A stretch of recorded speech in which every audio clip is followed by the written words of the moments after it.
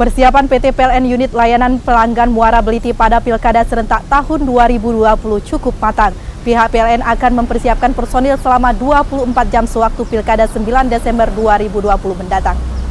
Pada Pilkada Serentak tahun 2020, persiapan yang telah dilakukan PLN yakni akan menyiapkan beberapa personil selama 24 jam non-stop. Pihak PLN juga menyiapkan 8 posko diisi 5 orang tenaga teknis handal. Selain itu, akan disiapkan 20 orang akan standby di lokasi acara pemilihan secara bergantian.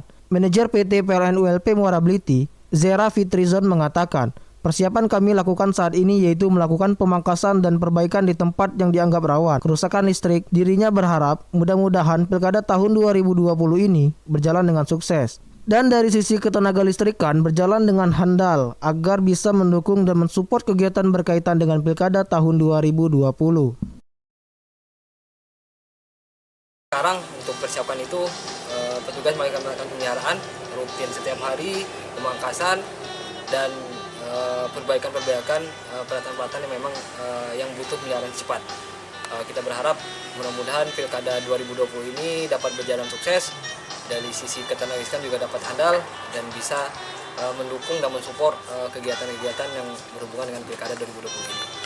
Rajab Silampari TV melaporkan.